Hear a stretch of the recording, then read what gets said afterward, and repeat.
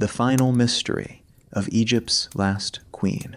What if the most famous woman in ancient history disappeared twice? First, she vanished from the world of the living. Then she vanished from history itself. No grave, no confirmed tomb, no royal funeral chamber, no mummy, nothing. More than 2,000 years ago, the last queen of Egypt died behind sealed doors in Alexandria. Ancient writers recorded her death. Roman soldiers entered her chamber. Witnesses described the scene they supposedly found. Yet somehow, the most famous queen of the ancient world simply disappeared. Today, archaeologists know where many pharaohs were buried. They have opened the tombs of kings. They have uncovered royal mummies. They have traced forgotten dynasties across Egypt's deserts. But Cleopatra remains missing. The woman who ruled one of the richest kingdoms on earth. The woman who captivated Julius Caesar. The woman who stood beside Mark Antony against the might of Rome. The woman whose name still echoes through history. Her final resting place has never been found. And that mystery grows stranger the deeper investigators look. Did Cleopatra die from the bite of a venomous cobra, as the ancient story claims? Did she choose a quicker, less dramatic poison? Was she murdered? Or did Rome carefully shape the story that future generations would believe? Even more puzzling is what happened afterward. If Cleopatra was buried with royal honors, where is her tomb? Was it hidden beneath the streets of Alexandria? Destroyed by earthquakes? Swallowed by the Mediterranean Sea? Or does it still lie undiscovered beneath the sands of Egypt, waiting for someone to find it? For centuries, explorers, historians, treasure hunters, and archaeologists have searched for answers. Some believe the queen lies beneath the ruins of ancient Alexandria. Others believe she rests inside a forgotten temple west of the city. Recent discoveries have revealed vast tunnels, submerged structures, and mysterious chambers that have only deepened the mystery. Each new discovery promises answers. Each new discovery creates more questions. Because Cleopatra was not merely a queen, she was the final ruler of a dynasty that had governed Egypt for nearly 300 years. When she died, an entire era died with her. The pharaohs were gone. The kingdom was lost. Egypt became part of the Roman Empire, and somewhere amid that collapse, the last queen vanished. Perhaps intentionally, perhaps accidentally, or perhaps because someone wanted her final resting place to remain hidden forever. Tonight, we follow the trail of clues across ancient palaces, ruined temples, underground tunnels, and sunken cities. We will reconstruct Cleopatra's final days, investigate the competing theories surrounding her death, examine the evidence behind the world's most famous missing tomb, and uncover the extraordinary modern search that continues to this day. Because this is more than the story of how Cleopatra died. It is the story of how a queen disappeared so completely that history itself lost track of her. And until her tomb is found, one question remains unanswered, a question buried beneath centuries of legend, politics, and myth. The Mediterranean wind carried the scent of salt across the harbor of Alexandria. Merchant ships still arrived from distant shores. Priests still offered prayers in ancient temples. Scholars still walked among the libraries and colonnades that had made the city famous throughout the known world. To an outsider, Alexandria appeared unchanged. But beneath the surface, fear was spreading. The greatest city in Egypt was standing on the edge of disaster, and at the center of that disaster stood a queen. Her name was Cleopatra. More than 2,000 years later, her face remains one of the most recognizable in history. Her name appears in films, novels, paintings, and legends. She has been portrayed as a genius, a seductress, a patriot, a tyrant, and a victim. Yet behind the myths stands a real woman, a ruler facing the collapse, of everything she had spent her life trying to protect. This is not the story of Cleopatra at the height of her power. This is the story of Cleopatra at the end, because before she became history's most famous missing queen, she was a monarch watching her kingdom disappear. And it all began with a dynasty that was never truly Egyptian. The story stretches back nearly 3 centuries before Cleopatra's birth. When Alexander the Great conquered Egypt in 332 BC, he changed the course of history forever. The young Macedonian king entered Egypt as a liberator. The Persian Empire had ruled the region for generations, and many Egyptians welcomed Alexander's arrival, but Alexander's stay was brief. He continued eastward, building one of the largest empires the world had ever seen. Before his death, he founded a city on Egypt's northern coast. That city was Alexandria. It would become one of the greatest centers of learning and commerce in the ancient world. After Alexander died in 323 BC, his empire fractured. His generals divided the conquered territories among themselves. One of those generals was Ptolemy. Ptolemy seized Egypt and established a new royal family that would rule the country for nearly 300 years. The Ptolemies were Greek. They spoke Greek. They married within their own family. They governed Egypt from magnificent palaces overlooking Alexandria's harbor. Although they adopted certain Egyptian customs and presented themselves as pharaohs, they remained outsiders in many ways. Generation after generation, the dynasty survived through wealth, military power, and political maneuvering. Yet over time, the family became increasingly unstable. Power struggles erupted. Brothers fought brothers. Sisters fought sisters. Assassinations became common. Civil wars erupted within the royal household. By the time Cleopatra was born, around 69 BC, the dynasty was already weakening. The world around Egypt was changing. A new power was rising in the west, Rome. What began as a republic had become an unstoppable force. Roman armies expanded across the Mediterranean. Kingdom after kingdom fell under Roman influence. Many rulers realized that survival depended on maintaining Rome's favor. Egypt was no exception. Despite its wealth, the kingdom faced growing pressure from Roman politicians and generals. The future of Egypt increasingly depended on decisions made far away in Rome. Into this dangerous world stepped Cleopatra. From an early age, she demonstrated intelligence, ambition, and political awareness. Unlike many of her ancestors, Cleopatra embraced aspects of Egyptian culture. Ancient sources suggest she learned the Egyptian language, something few Ptolemaic rulers had done. She studied diplomacy. She studied politics. She understood the realities of power. Most importantly, she understood Rome. When her father, Ptolemy XII, died, Cleopatra inherited a kingdom facing enormous challenges. According to tradition, she was expected to rule alongside her younger brother. But sharing power was never simple within the Ptolemaic dynasty. Conflict soon emerged. Political rivals maneuvered behind palace walls. Advisors chose sides. Military leaders calculated their loyalties. Before long, Cleopatra found herself fighting for her throne. The struggle might have ended her reign before it truly began. But events unfolding in Rome created an opportunity. One of the most powerful men in the Roman world arrived in Egypt. His name was Julius Caesar. Caesar had already transformed Roman politics through military conquest and personal ambition. Now he found himself drawn into Egypt's dynastic conflict. What happened next became one of history's most famous political alliances. Legend tells of Cleopatra secretly entering Caesar's quarters, concealed within a rolled carpet or sack of bedding. Whether every detail is true remains uncertain. What matters is the result. Cleopatra secured Caesar's support. Together, they defeated her rivals.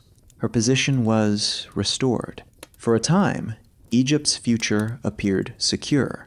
The alliance also transformed Cleopatra's international standing. She was no longer simply an Egyptian queen. She became a major figure in Roman politics. When she later visited Rome, she entered a world filled with opportunity and danger. But stability did not last. In 44 BC, Julius Caesar was assassinated. The shockwaves spread across the Roman world. Suddenly, Cleopatra's most powerful ally was gone. Rome descended into chaos. New leaders emerged. Old rivalries intensified. Once again, Egypt's survival depended on navigating the ambitions of powerful Roman men.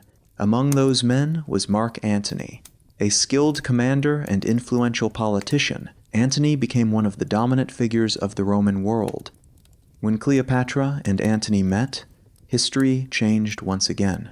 Their alliance was political. It was strategic. And according to ancient accounts, it also became deeply personal. Together they formed a partnership that would shape the future of Egypt. Antony needed resources. Cleopatra needed protection. For a time, each provided what the other lacked. Their relationship strengthened Egypt's position. Wealth flowed into military campaigns. Territories expanded. The queen appeared stronger than ever. But another Roman leader was watching, a man who would become known as Augustus. At the time, his name was Octavian. Young, calculating, and relentless, Octavian recognized Antony as his greatest rival. A struggle for control of Rome became inevitable. As tensions increased, Cleopatra found herself drawn deeper into Roman politics. Octavian understood the power of public opinion. He launched a propaganda campaign portraying Antony as a man corrupted by a foreign queen. In Roman eyes, Cleopatra became more than a political opponent. She became a symbol, a threat, an outsider supposedly influencing Roman affairs. The image was powerful and dangerous. As support for Octavian grew, the stage was set for a confrontation that would determine the fate of Egypt. That confrontation came in 31 BC, near the western coast of Greece, at a place called Actium. The Battle of Actium was more than a military engagement. It was a contest for the future of the Mediterranean world. On one side stood Octavian. On the other stood Antony and Cleopatra. Thousands of sailors and soldiers prepared for combat. Warships crowded the sea. The outcome would decide the future of empires. Ancient writers described the battle as dramatic and chaotic. As fighting intensified, Cleopatra's fleet withdrew. Antony followed. The decision remains debated by historians. Was it planned? Was it desperation? Was it a tactical retreat gone wrong? Whatever the explanation, the consequences were devastating. Octavian emerged victorious. The balance of power shifted permanently. Antony and Cleopatra fled back to Egypt. For the first time, the end seemed possible. The Roman machine was advancing. Resources were dwindling. Allies began abandoning the cause. The dream of preserving an independent Egypt was slipping away. Yet Cleopatra did not surrender. Back in Alexandria, she worked tirelessly to prepare for what might come next. Defenses were strengthened. Negotiations were considered. Contingency plans were explored. Some ancient accounts suggest she even began preparing her own tomb. If true, it was a chilling sign. The queen may already have understood how little time remained. Meanwhile, Octavian advanced steadily toward Egypt. Every mile brought him closer. Every victory narrowed Cleopatra's options. Every passing month increased the pressure. The queen, who had once negotiated with Caesar and commanded fleets across the Mediterranean, now faced the most dangerous moment of her life. The future of Egypt rested on decisions made within palace walls. Outside those walls, Alexandria remained magnificent. Its lighthouse towered above the harbor. Its temples gleamed beneath the sun. Its markets buzzed with activity. But beneath that beauty, fear was growing. People whispered about Roman armies.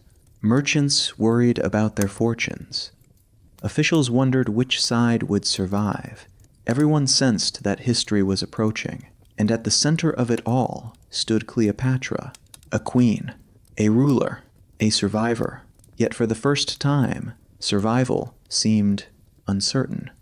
The final chapter of Egypt's last dynasty was about to begin, and within a few short years, Cleopatra would be dead.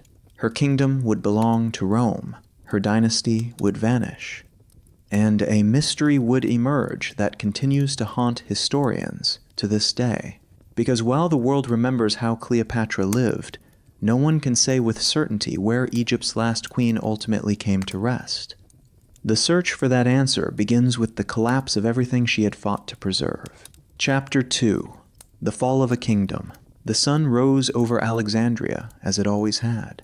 Golden light spilled across the Mediterranean Sea. Fishing boats drifted through the harbor. Merchants prepared their goods. Temple priests began their morning rituals. To the ordinary citizen, life appeared normal. But beneath the beauty of Egypt's greatest city, fear was spreading. The kingdom was dying, and everyone knew it. Far beyond Alexandria's walls, the armies of Octavian were moving closer. Each day brought new reports. Another fortress lost. Another ally surrendered. Another city opened its gates to Rome. The news traveled through markets, docks, military camps, and palace corridors. The message was always the same. Rome was coming. For nearly 3 centuries, the Ptolemaic Dynasty had ruled Egypt. It had survived civil wars, assassinations, foreign threats, and internal betrayals. Now, for the first time, its destruction seemed inevitable. The disaster had begun after the Battle of Actium. The defeat was more than a military setback. It was a psychological catastrophe. For years, Cleopatra and Mark Antony had presented themselves as equals to Rome's rulers. Together they controlled vast territories. Together they commanded powerful armies. Together they challenged Octavian's growing authority. Actium shattered that vision. The battle destroyed confidence. Supporters began questioning their future. Military commanders reconsidered their loyalties. Provincial governors calculated their chances of survival. Many chose Rome. Throughout history, people often remain loyal, while victory seems possible. But when defeat becomes certain, loyalty becomes far more fragile. Cleopatra understood this reality better than most rulers. She had spent her entire life navigating political intrigue. She knew fear could spread faster than armies. She knew rumors could be more dangerous than swords. And now, both were spreading across Egypt. Inside the royal palace, meetings continued late into the night. Advisors argued over strategy. Generals reviewed troop positions. Messengers arrived from distant provinces carrying increasingly grim reports. Every discussion returned to the same question: how could Egypt survive? No one had a convincing answer. The kingdom faced overwhelming odds. Rome possessed enormous resources. Its military machine had conquered much of the known world. Its commanders were experienced. Its treasury was deep. Most importantly, Octavian possessed momentum. Victory had transformed him into the dominant figure of Roman politics. Every success attracted new allies. Every ally increased his strength. Every increase in strength weakened Cleopatra's position. The queen nevertheless refused to surrender. Ancient sources describe her as energetic and determined during these final years. She continued raising funds. She continued strengthening defenses. She continued preparing for every possible outcome. Some accounts suggest she even explored escape plans. Perhaps she considered moving wealth south, along the Nile. Perhaps she imagined rebuilding power elsewhere. Perhaps she simply wanted options. Whatever the truth, Cleopatra understood that survival often depended upon preparation.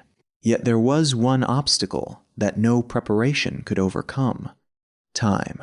Time was running out. As Roman forces advanced, Egypt's strategic position deteriorated rapidly.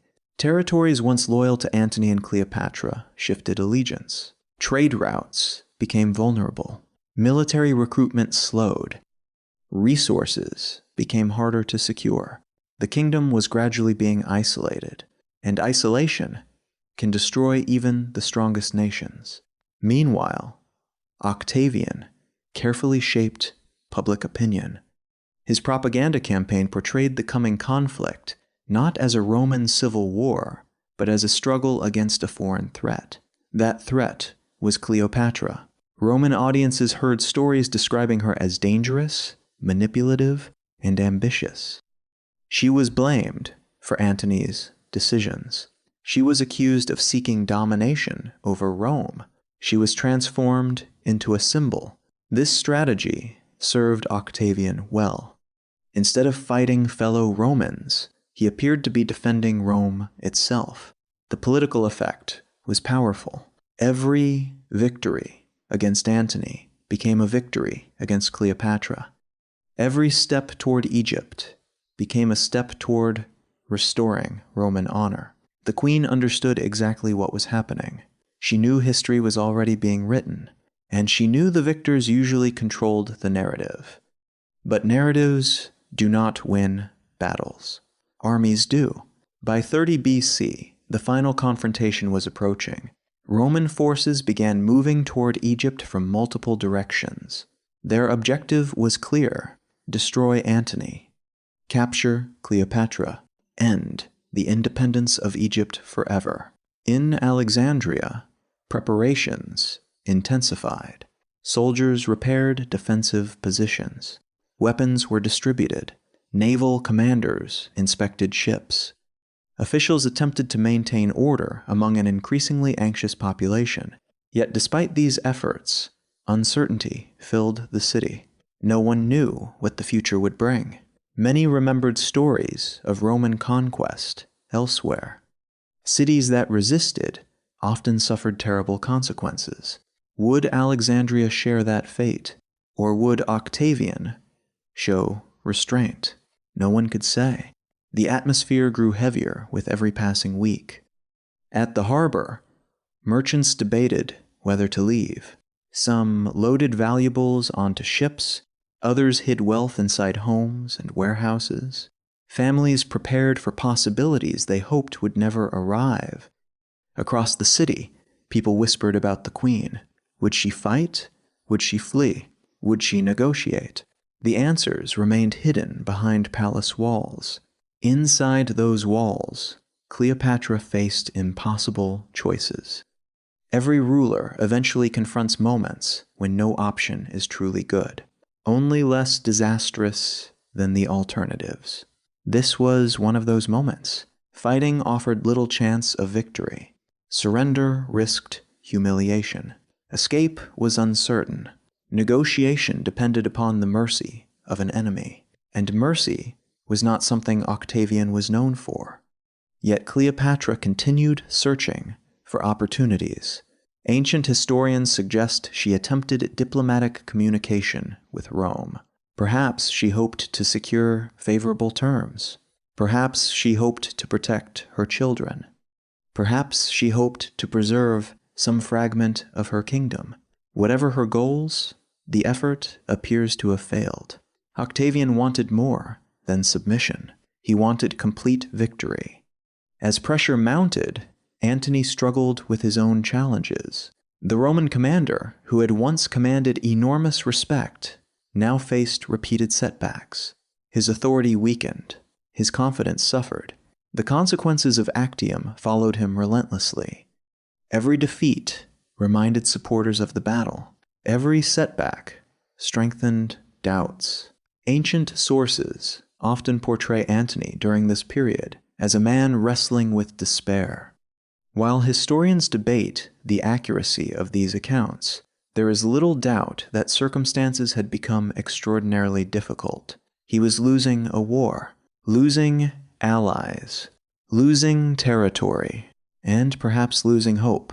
Still, he continued preparing for conflict. Neither he nor Cleopatra were willing to surrender without resistance. The final defense of Egypt would take place in and around Alexandria. It was a fitting setting. The city represented everything the Ptolemaic Dynasty had built, founded by Alexander the Great, expanded by generations of rulers, home to scholars, merchants, engineers, and philosophers, a symbol of wealth and power. Now it stood at the center of history's turning point. Then came the first signs that the end was near. Roman forces entered Egyptian territory in greater numbers. Resistance weakened. Strategic positions fell. Communication lines became unreliable. Military reports grew increasingly alarming. The circle around Alexandria tightened. Some commanders deserted. Others switched sides entirely. Such betrayals are common during collapsing regimes. People seek survival, and survival often means backing the likely winner. For Cleopatra, every defection was another reminder of reality. The kingdom was slipping away, yet she remained active. Ancient writers describe her overseeing preparations and maintaining authority despite worsening circumstances. Whether motivated by courage, necessity, or both, she refused to disappear from public life. She continued acting like a queen, even as her kingdom unraveled. Perhaps she believed a miracle was possible. History occasionally rewards those who refuse to give up. Unexpected events can change everything. Storms can scatter fleets. Alliances can shift. Political rivals can make mistakes. Maybe she hoped fortune would intervene. If she did, fortune remained silent. As Roman forces approached Alexandria, tension reached unbearable levels. The city waited. The palace waited. Egypt waited. Then the fighting began. Skirmishes erupted around strategic positions. Naval engagements tested remaining defenses. Roman troops pressed forward methodically. The defenders resisted where they could, but momentum favored Rome. Every day seemed to bring another setback. Every setback reinforced the same conclusion. The end was approaching. Within the palace, uncertainty became a constant companion.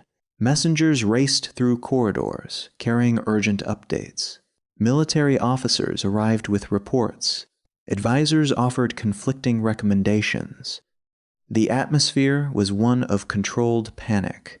People continued working, continued planning, continued hoping. Yet fear remained impossible to ignore. Outside, Alexandria watched history unfold. Citizens gathered information wherever they could. Rumors multiplied. Some exaggerated Roman victories. Others invented stories of miraculous Egyptian successes. Truth became difficult to separate from speculation. In times of crisis, rumors often fill the spaces left by uncertainty. The result was confusion, and confusion breeds anxiety. For Cleopatra, the crisis was personal as well as political. She was not simply losing a war. She was watching the destruction of her life's work. Everything she had fought to preserve was under threat. Her dynasty, her kingdom, her family's future, her legacy, all of it hung in the balance. Yet perhaps the greatest burden came from knowing what defeat might mean. Roman triumphs were public spectacles. Defeated rulers were often displayed before cheering crowds. The humiliation could be permanent. Ancient sources suggest Cleopatra feared this outcome deeply. She understood symbolism. She understood propaganda. And she understood that being paraded through Rome would allow Octavian to define her story forever. The possibility was intolerable. As conditions worsened, thoughts increasingly turned toward the future. Not the future of Egypt, That future was becoming clear. Instead, attention shifted toward survival. How could lives be saved? How could dignity be preserved? How could history remember them? These questions would soon become critical, because events were moving toward a dramatic climax. The final days of independent Egypt had begun. Soon, a tragic misunderstanding would alter the course of history. A false report, a desperate decision, and the death of one of Rome's most famous commanders. The story of Mark Antony's final hours is among the most emotional episodes of the ancient world. It is a tale of loyalty, heartbreak, and irreversible choices. And it begins with a rumor that Cleopatra was dead. Whether the message was accidental, misunderstood, or the result of confusion remains uncertain. What matters is the effect it had. When Antony received the news, he believed the woman he loved was gone. The kingdom was collapsing. The war was lost. And now, according to the report, Cleopatra herself had died. For Antony, it was devastating. The consequences would be immediate and fatal. In the next chapter, we enter the final hours of Mark Antony, a moment of tragedy that would lead directly to Cleopatra's own final days and to one of history's greatest unsolved mysteries. Chapter 3. Mark Antony had spent his life on battlefields. He had marched across deserts. He had crossed mountains. He had commanded vast armies and stood beside some of the most powerful figures in Roman history. He survived political conspiracies, military disasters, and civil wars. Again and again, he had escaped death. Yet, in the summer of 30 BC, death finally came, not on a battlefield, but inside a collapsing kingdom. And it began with a rumor. Outside Alexandria, the Roman siege tightened. Octavian's forces continued their advance toward the city. Every day brought new defeats. Every day narrowed the options available to Antony and Cleopatra. The future they had fought to build was disappearing. Ancient historians describe an atmosphere of confusion, fear, and uncertainty. Military commanders struggled to maintain discipline.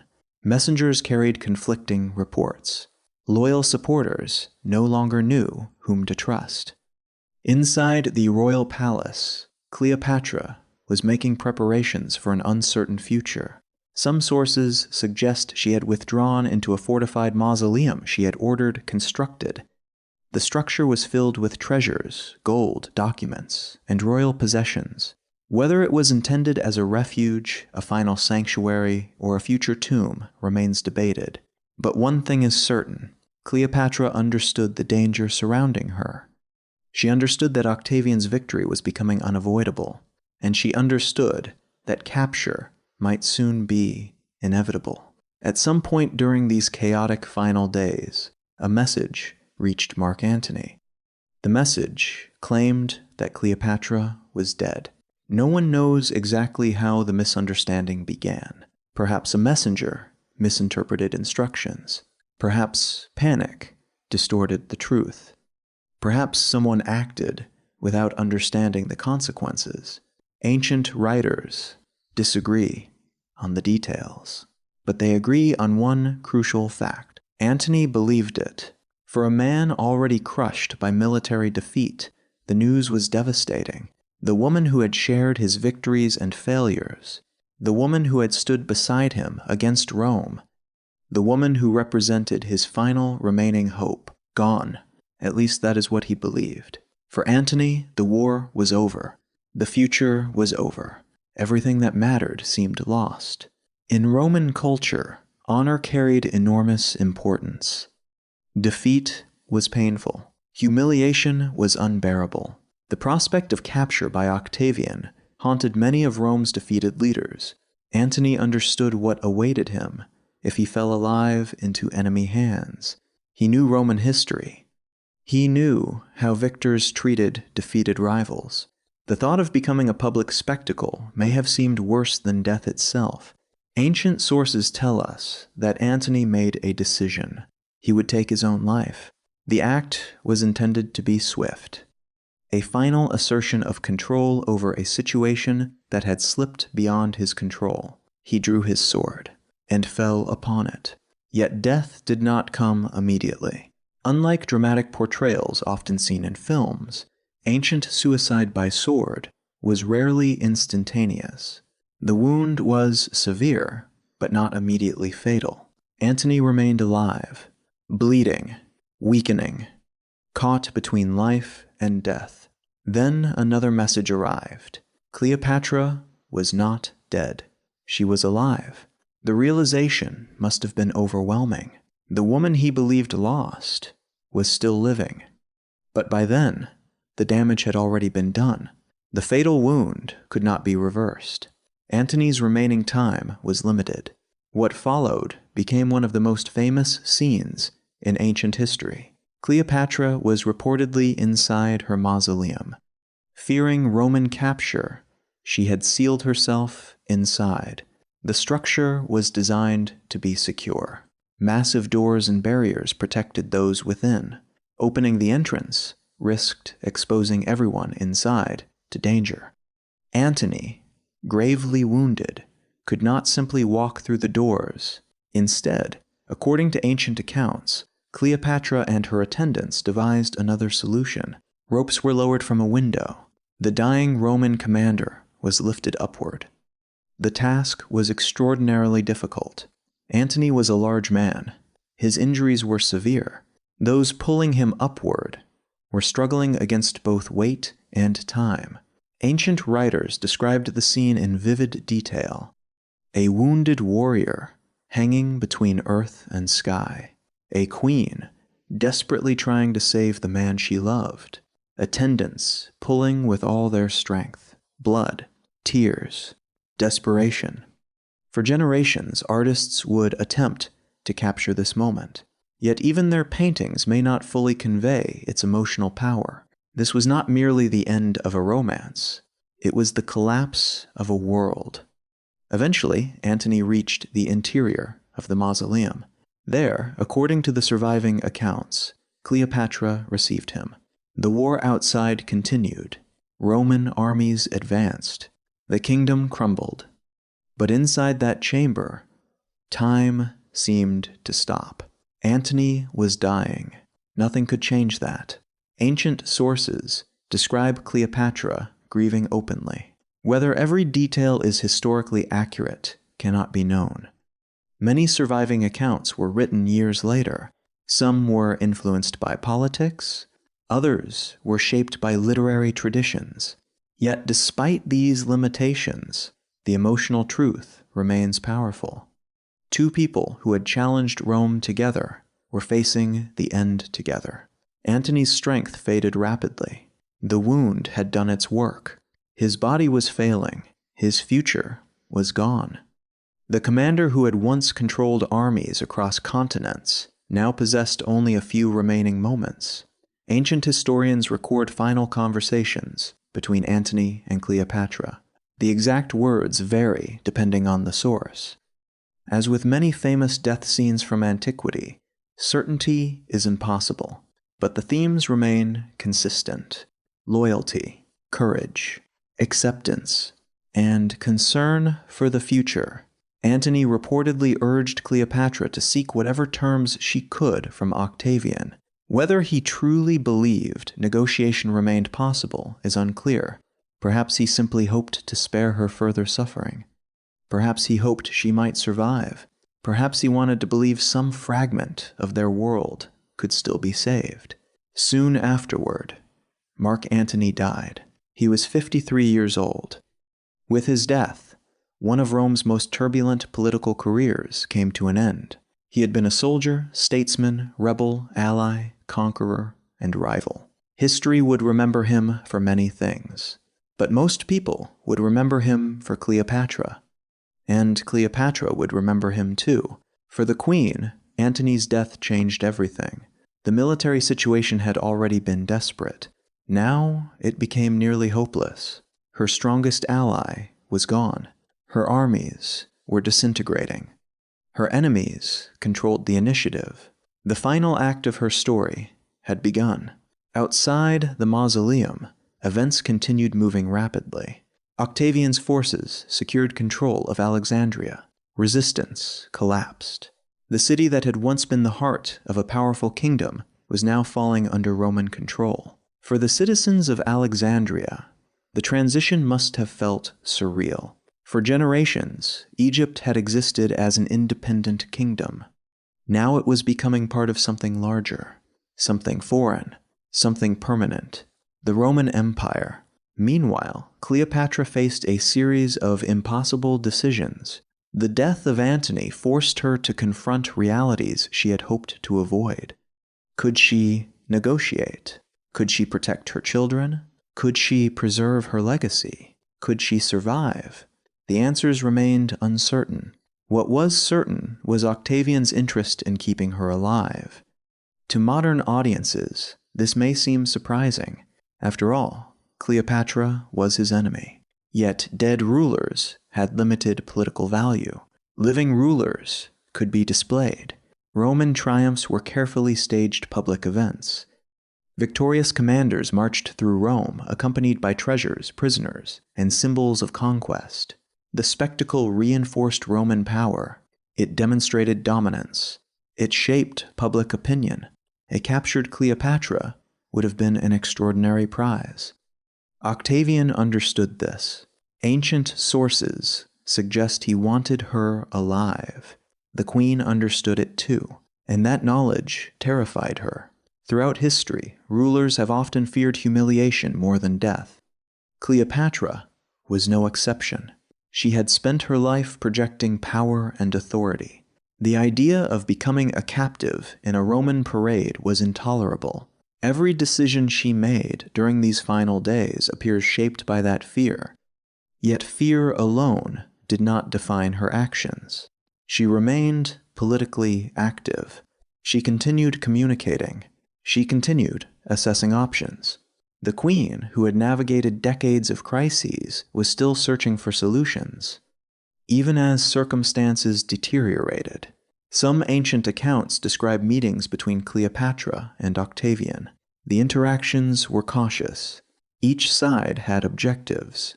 Octavian wanted control. Cleopatra wanted survival. Neither fully trusted the other. Their conversations unfolded against the backdrop of a dying kingdom. Every word carried enormous consequences. The surviving historical accounts paint a fascinating picture.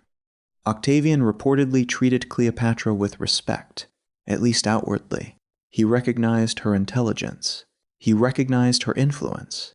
He recognized her symbolic importance. Yet beneath the politeness lay a harsh reality.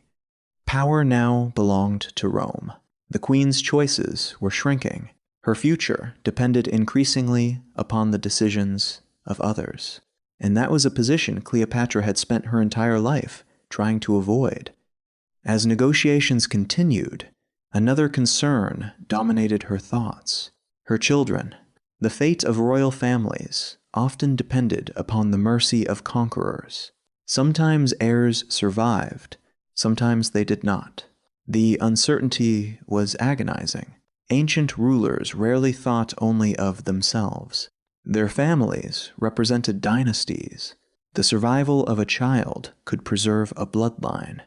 The death of a child could end centuries of history. For Cleopatra, these questions were deeply personal. The future of her family hung in the balance. At the same time, she was grieving. The death of Antony was not merely a political loss. It was an emotional one.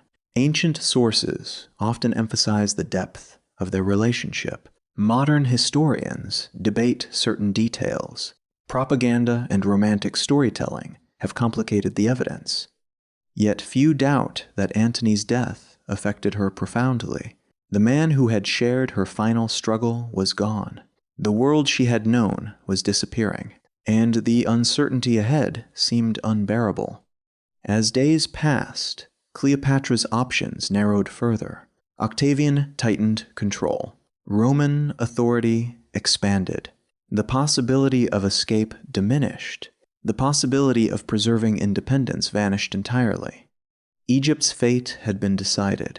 The kingdom founded by Alexander's successors was ending. Soon, it would become a Roman province.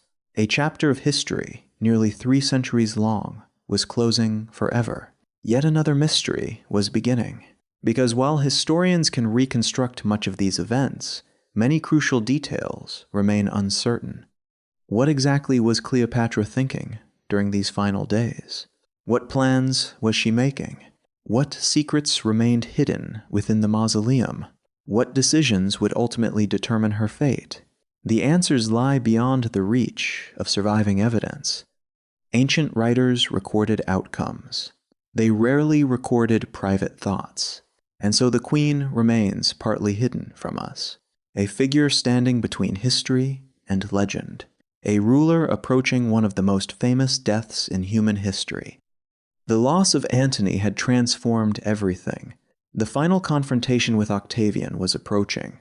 The future offered little hope. The past could not be recovered. Only one thing remained, a choice.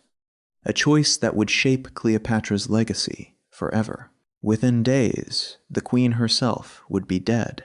The circumstances of that death would become one of history's greatest mysteries. Was it suicide? Murder? Poison? A snake? A carefully planned escape from humiliation? Or something else entirely? For more than 2,000 years, historians have searched for answers, and the mystery begins in the shadow of Antony's death. Because with the Roman commander gone, Cleopatra stood alone. Alone against Rome. Alone against history. And alone before the final decision that would define her legend for eternity. Chapter 4. The days following Mark Antony's death were the longest of Cleopatra's life. Outside, Alexandria was no longer the proud capital of an independent kingdom. Roman soldiers patrolled streets that had once belonged to Egypt's rulers. The banners of Octavian now appeared where the symbols of the Ptolemies had flown for generations. The city had not been destroyed. Its temple still stood. Its harbor still bustled. Its magnificent lighthouse still dominated the horizon. Yet everything had changed. The illusion of power that had protected Cleopatra for decades had vanished. For the first time since ascending the throne, she was no longer the ruler of Egypt. She was a defeated queen, living under the watch of her conqueror. And somewhere beyond the palace walls, Rome was deciding her future. Ancient sources tell us that Cleopatra withdrew into her mausoleum after Antony's death. The structure had likely been designed long before these final events unfolded. For Egyptian rulers, preparations for death often began years before death itself. Monuments, tombs, burial chambers, and funerary arrangements were considered essential parts of royal life. Yet Cleopatra's mausoleum served another purpose. It was also a fortress. Filled with treasure and protected by thick walls, it offered temporary security in a world that was rapidly collapsing around her.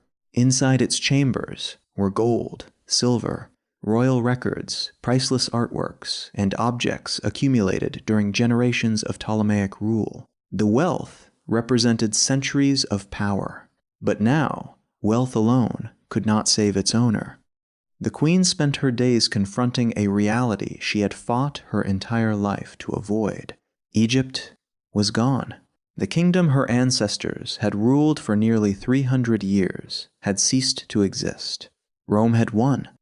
The future belonged to Octavian.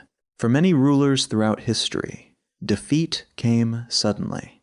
A single battle, a single assassination, a single revolution. For Cleopatra, defeat arrived slowly. It unfolded day by day. Each morning brought new confirmations of what she already knew. More Roman control, more uncertainty, fewer options. The process may have been even more painful because it allowed time for reflection. And reflection often brings fear. Ancient historians suggest that Cleopatra remained deeply concerned about what Octavian intended to do with her. The fear was not irrational. Roman triumphs were among the most important public spectacles in the ancient world.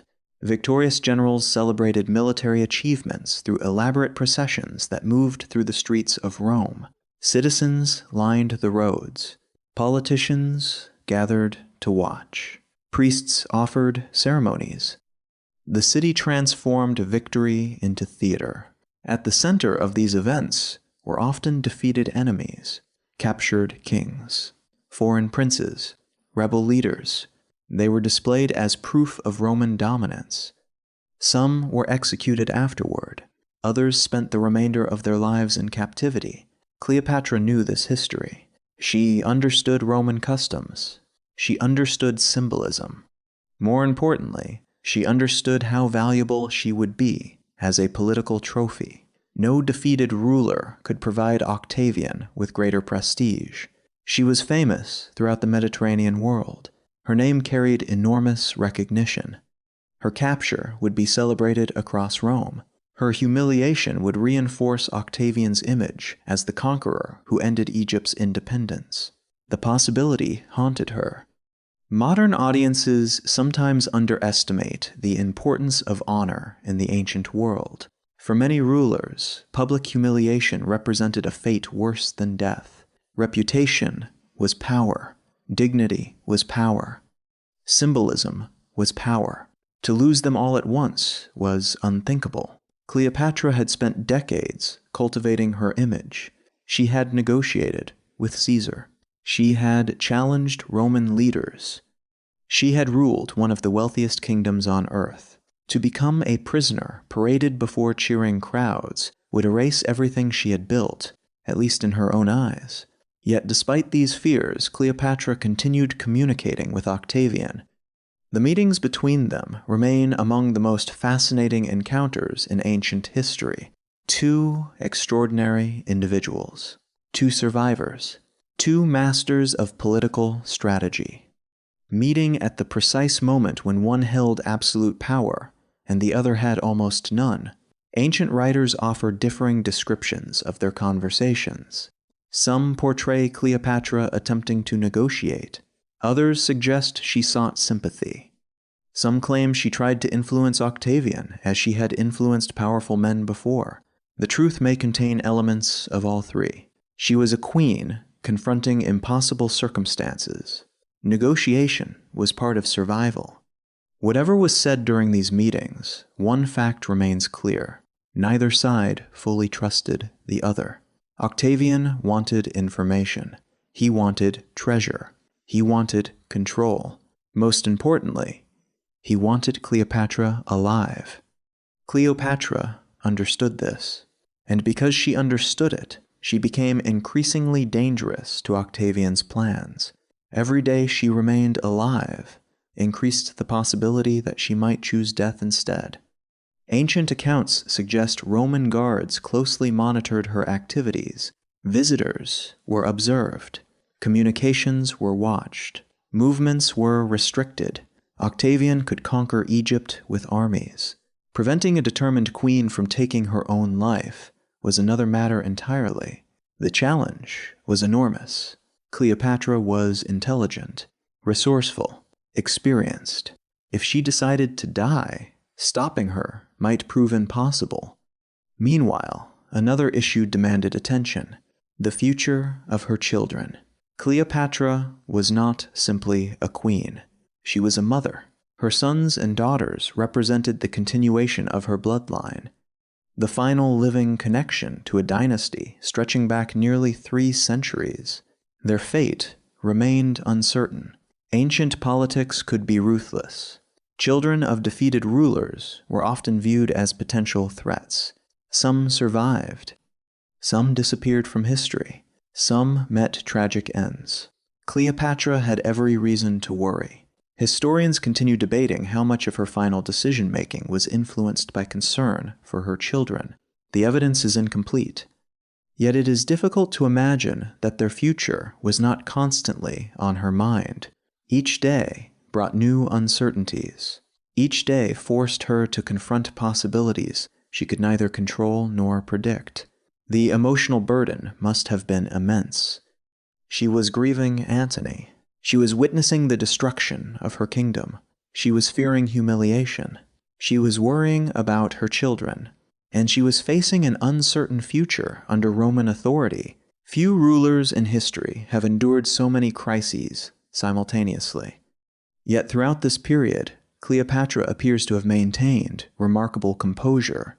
Ancient sources consistently emphasize her intelligence. Even hostile Roman writers often acknowledged her political skill. She understood people.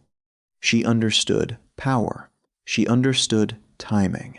And during these final days, timing became everything. The queen needed information. What exactly did Octavian intend? Could she trust his promises? Would she truly be allowed to live? Or was her fate already sealed? These questions grew more urgent with every passing day. The answers remained frustratingly unclear. Octavian was a careful politician. He rarely revealed more than necessary. He had spent years outmaneuvering rivals. He knew the value of patience. He knew the value of uncertainty. If Cleopatra hoped for clarity, she likely found little of it. Instead, she faced a future built on possibilities rather than certainties. For a ruler accustomed to control, this may have been unbearable. Gradually, signs emerged that Cleopatra was reaching a decision. Ancient writers describe her becoming increasingly focused, increasingly deliberate, increasingly resigned to the reality around her. Whether she had already chosen death cannot be known, but events suggest she was preparing for something. Some accounts describe her arranging personal affairs. Others mention conversations about burial. Several emphasize her desire to be laid to rest beside Antony. This detail appears repeatedly throughout the ancient sources. It may represent one of the few points on which multiple accounts broadly agree. Cleopatra wished to remain with Antony even after death. The desire carried emotional significance. It also carried political symbolism. Together they had challenged Rome. Together they had lost. Together they would enter history. Outside the mausoleum, Octavian remained cautious. He understood the stakes. A living Cleopatra strengthened his triumph. A dead Cleopatra denied him that opportunity.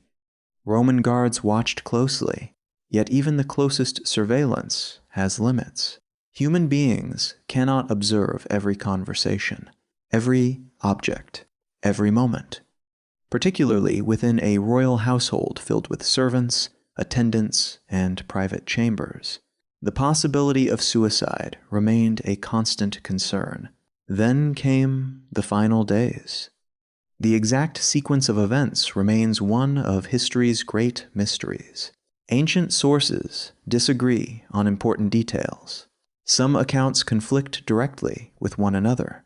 Others contain elements that seem difficult to verify. Yet from these fragments, a general picture emerges.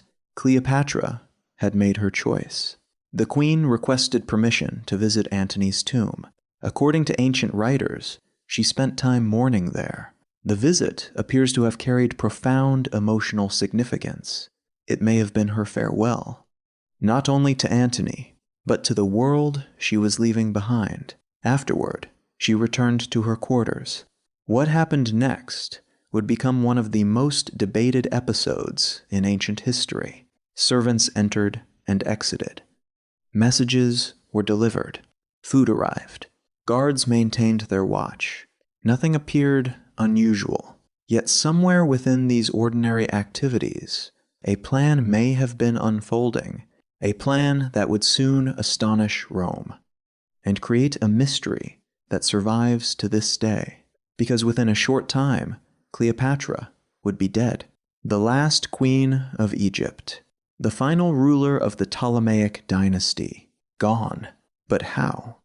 Ancient history offers several answers. None are entirely certain. One story would become famous around the world. A deadly snake concealed inside a basket. A dramatic suicide. A queen embracing death rather than humiliation. Yet other possibilities existed. Poison, assisted suicide, even murder. Historians continue debating the evidence. More than 2,000 years later, the uncertainty remains remarkable. Few deaths of such famous individuals have left so many unanswered questions, and perhaps that uncertainty is fitting. Cleopatra spent her life navigating secrets, alliances, deception, and political theater. Her death would prove no different. In the next chapter, we enter the sealed chamber where the queen was found. We examine the famous story of the asp. We investigate alternative theories, and we confront one of the greatest mysteries of the ancient world. How did Cleopatra really die? The answer may be far more complicated than the legend most people know. Chapter 5. Poison or murder? History remembers Cleopatra's death as one of the most dramatic moments of the ancient world. A beautiful queen, a hidden snake, a fatal bite, a final act of defiance against Rome. For more than 2,000 years, the image has endured. Paintings have depicted it. Poets have celebrated it. Films have recreated it. The story is so deeply embedded in popular culture that many people assume it is an established fact. Yet when historians examine the evidence closely, certainty begins to disappear. The truth is surprisingly elusive, because no one can say with complete confidence exactly how Cleopatra died. The final hours of Egypt's last queen remain shrouded in mystery, and the deeper researchers investigate, the more complicated the story becomes. The generally accepted date of Cleopatra's death is August 30 BC. By that time, Octavian had effectively secured control over Egypt. The war was over. Mark Antony was dead. The Ptolemaic Dynasty was collapsing. The future belonged to Rome. Ancient sources tell us that Cleopatra spent her final days under close supervision. Roman guards monitored her activities. Visitors were watched. Movements were restricted. Octavian wanted her alive. The queen understood why. A living Cleopatra would become the centerpiece of his triumph in Rome. A dead Cleopatra would deny him that victory. The situation created a dangerous race. Octavian sought to preserve her life. Cleopatra may have been searching for a way to end it. Then came the moment that changed history. Ancient accounts describe Roman officials arriving at Cleopatra's quarters after receiving alarming information. Something was wrong. When they entered, they discovered a startling scene. Cleopatra was dead, or dying. Nearby were her trusted attendants, Eros and Charmion. One was already dead. The other was reportedly close to death. The queen's final companions had followed her into the unknown. The discovery shocked everyone. Octavian's greatest political prize had slipped beyond his reach. The most famous woman in Egypt was gone. But how? The answer depended largely on the stories that emerged afterward. The most famous version comes from ancient writers who described Cleopatra dying from the bite of an asp.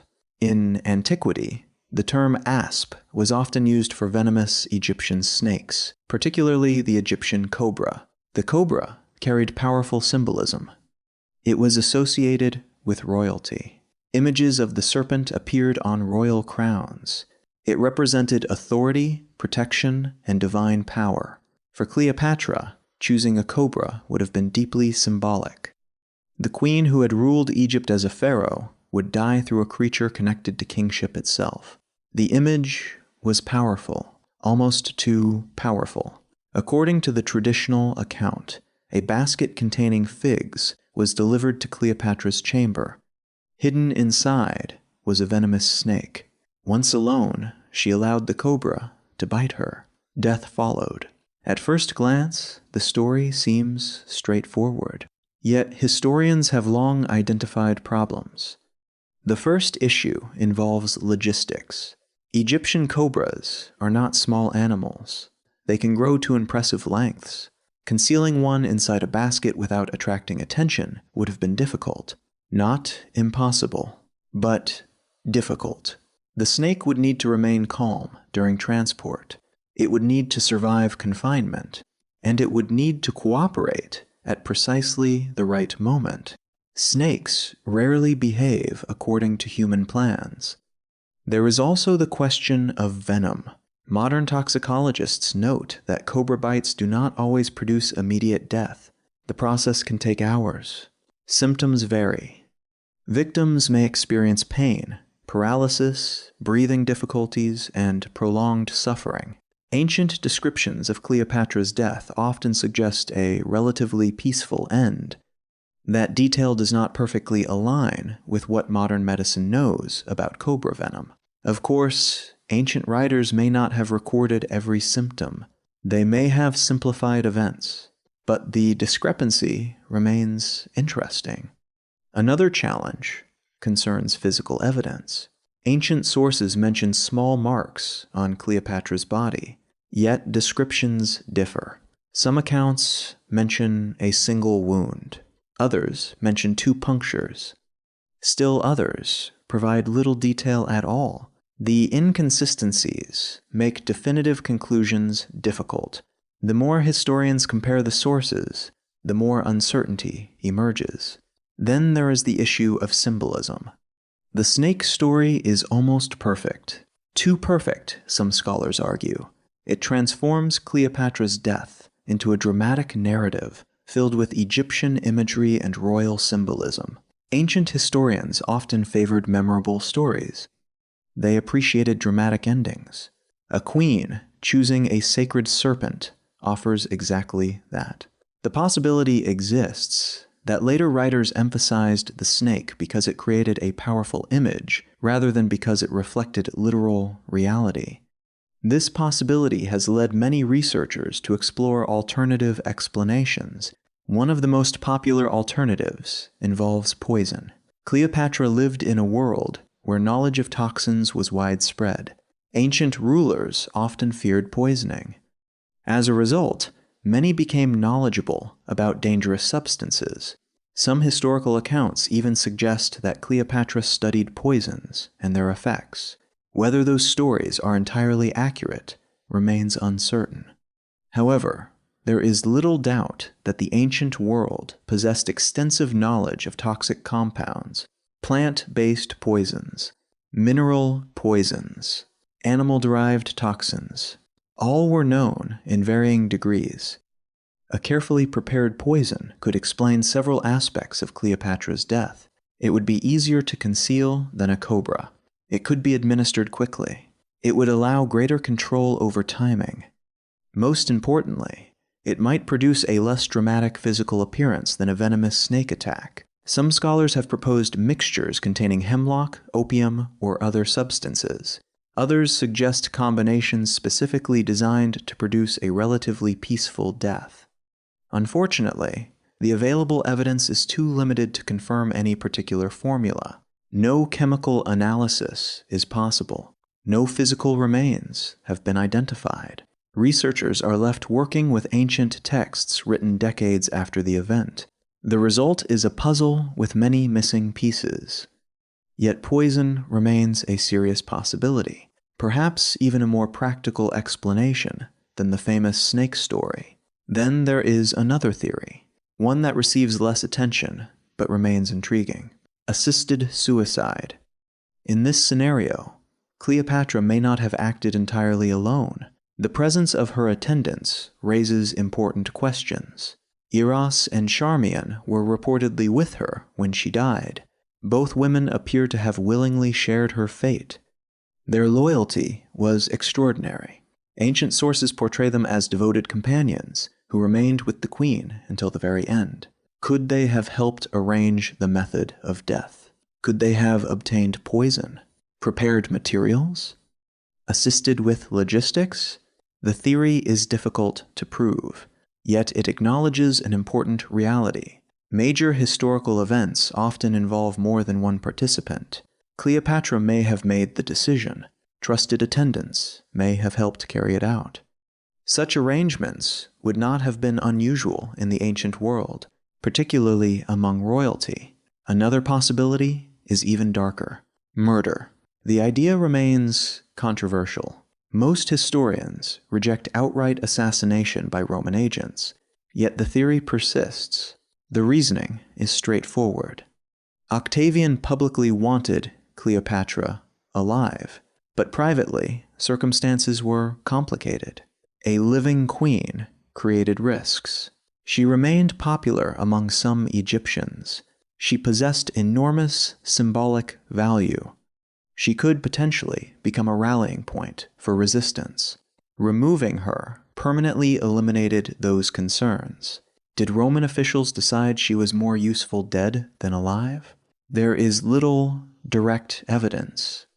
Ancient sources generally support the conclusion that Cleopatra chose death herself, yet historians cannot completely dismiss the possibility of foul play. The surviving accounts were written within a political environment controlled by the victors. Rome shaped the historical narrative. Octavian shaped the historical narrative. The possibility of selective storytelling always exists. Even if murder occurred, proving it after more than 2 millennia would be nearly impossible. The truth may lie forever beyond our reach. One fascinating detail appears repeatedly in ancient descriptions. When Roman officials entered the chamber, they reportedly found Charmion still alive. Barely. According to one famous account, a Roman officer questioned her actions. Her response has become legendary. She supposedly replied that everything had been done properly, done as befitted a descendant of so many kings. Whether these words were actually spoken cannot be known. Ancient historians frequently inserted dramatic speeches into their narratives. Yet, the story captures something important. The queen's final moments were not merely personal. They were political. They were symbolic. They were designed to preserve dignity. If Cleopatra chose death, she likely understood the message it would send. Rome could conquer her kingdom. Rome could seize her treasures. Rome could rewrite her reputation. But Rome could not display her in chains. That victory would be denied. When Octavian learned of Cleopatra's death, his reaction was reportedly mixed. Ancient writers describe disappointment. The queen had escaped his plans. The grand triumph he envisioned would never occur. Yet he also understood the practical reality. The threat was over. The last ruler of independent Egypt was gone. The conquest was complete. Soon afterward, arrangements were made for burial.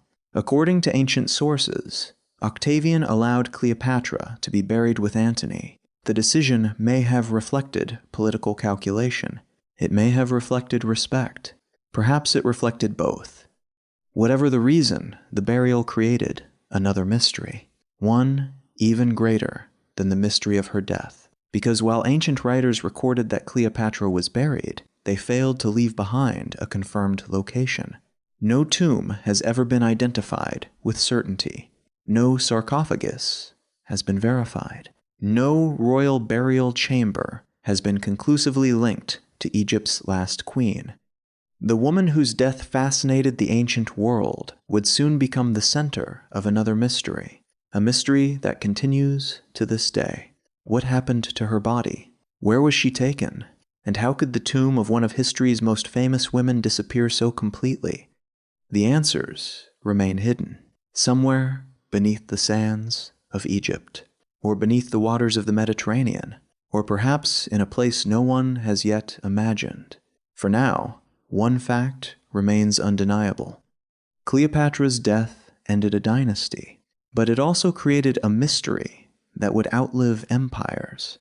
The queen was gone, yet history's search for her had only just begun. Chapter 6. The Body That Vanished. The moment Cleopatra died, a new mystery was born. Not the mystery of how she died. Not the mystery of whether a snake, poison, or political intrigue ended her life. A different mystery. A larger mystery. A mystery that has survived for more than 2,000 years. What happened to her body? For most ancient rulers, death was only the beginning of another journey. Kings were buried. Tombs were prepared. Monuments were built. Funeral rituals were carefully performed. The dead were placed in locations intended to preserve their memory for eternity. And yet, somehow, the final resting place of the most famous queen in Egyptian history disappeared. No confirmed tomb, no identified burial chamber, no royal sarcophagus, no mummy, nothing. It is one of the greatest archaeological mysteries in the world. Because Cleopatra was not a forgotten ruler, she was not a minor queen lost to history.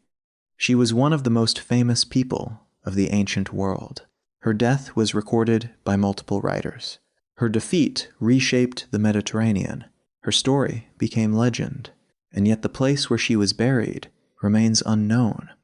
The disappearance seems almost impossible, but history often hides its secrets in unexpected ways. To understand what may have happened to Cleopatra's body, we must first understand the chaos surrounding her death. The year was 30 BC. Egypt had fallen. The Roman conquest was complete. The Ptolemaic Dynasty, which had ruled since the days of Alexander the Great, had come to an end. Mark Antony was dead. Cleopatra was dead. Their supporters were scattered. Their kingdom belonged to Rome. Everything was changing at extraordinary speed. In moments like these, historical records often become incomplete. Governments collapse. Officials disappear. Documents are lost. Witnesses die. The people who normally record events are suddenly focused on survival. The final days of Cleopatra's reign were no exception. Many of the records that might have explained her burial simply never survived. Others may never have been written at all. What we know comes largely from Roman-era historians, writing years or even decades later. And while these sources provide valuable information, they leave enormous gaps. One of the few details repeated by multiple ancient writers is that Cleopatra and Mark Antony were reportedly buried together. This is significant. Ancient authors, including Plutarch, describe Octavian granting permission for the lovers to be buried in the same tomb. The decision may seem surprising. After all, Antony had been Octavian's enemy. Cleopatra had challenged Roman power. Together they had fought against him. Yet politics often requires practicality. Octavian had already won. Neither Antony nor Cleopatra could threaten him any longer. Allowing a joint burial may have appeared generous. It may also have helped project an image of dignity and restraint. The future Emperor Augustus understood the importance of public perception. A respectful burial cost him nothing. Refusing one could have created unnecessary controversy. So according to the ancient accounts, Cleopatra and Antony were laid to rest together, and that is where certainty ends. The sources never provide a precise location. No coordinates, no detailed description, no surviving map, no confirmed monument. Only a simple statement that they were buried. For historians, it is one of the most frustrating gaps in the ancient record. How could something so important be left unexplained? The answer may lie in the nature of the era itself. Unlike the great pharaohs of earlier Egypt, Cleopatra was not buried during a period of stability. She died during a political catastrophe. Her kingdom had collapsed. Foreign armies occupied her capital. A new government was taking control. The world around her was being transformed. In such circumstances, preserving detailed records of a defeated queen's burial may not have been a priority, especially for Roman authorities. From their perspective, Egypt's future mattered more than Egypt's past. The dead queen was yesterday's story. The Roman province was tomorrow's reality, and so the details slipped away. Or perhaps they were intentionally hidden. Some historians have suggested another possibility.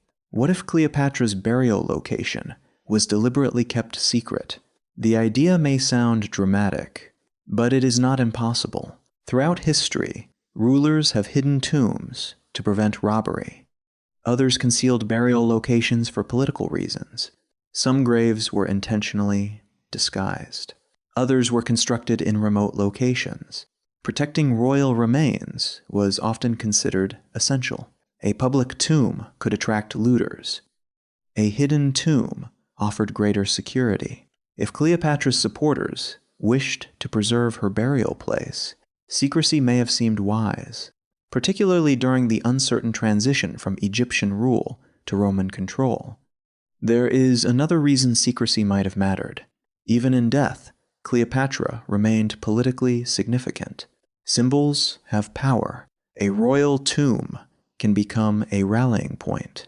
It can inspire loyalty. It can preserve resistance. Roman authorities understood this. If large numbers of Egyptians viewed Cleopatra as a national symbol, controlling access to her burial site may have seemed prudent. Whether this occurred remains unknown, but the possibility cannot be ignored. As years passed, the mystery deepened. Generations came and went. The people who witnessed Cleopatra's funeral died. Knowledge faded. Stories changed. Records disappeared. And slowly, the location of the tomb slipped from memory. Then nature began doing its own work. One of the greatest challenges facing modern researchers is that ancient Alexandria no longer resembles the city Cleopatra knew. The coastline has changed dramatically. Earthquakes struck the region. Sections of the city collapsed. Sea levels shifted. Entire districts disappeared beneath the Mediterranean. What once stood proudly above ground now lies underwater. The transformation occurred gradually over centuries, but the effect was enormous. Imagine trying to locate a tomb inside a city where entire neighborhoods have vanished. A city where streets no longer exist. A city where parts of the landscape have sunk beneath the sea. This is the challenge facing archaeologists today. And Alexandria is not the only complication. Ancient burial practices varied considerably. The tomb may have been a monumental structure, or it may have been relatively modest. It may have been hidden within a temple complex, or incorporated into an existing sacred site. Without definitive records, researchers are forced to explore numerous possibilities. Each theory offers clues. Each theory raises new questions. One possibility suggests that Cleopatra was buried somewhere within the royal quarter of Alexandria. This area once contained palaces, administrative buildings, gardens, and monuments associated with the ruling dynasty. If Cleopatra remained close to the heart of her kingdom, a royal burial there would make sense. The problem is that much of the royal quarter has disappeared beneath modern Alexandria and nearby coastal waters. Excavation is extraordinarily difficult. Buildings from different eras overlap. Urban development limits access. And underwater archaeology presents its own challenges. Another theory proposes that Cleopatra chose a more symbolic location, a place connected to religion rather than politics, a sacred site associated with rebirth and the afterlife.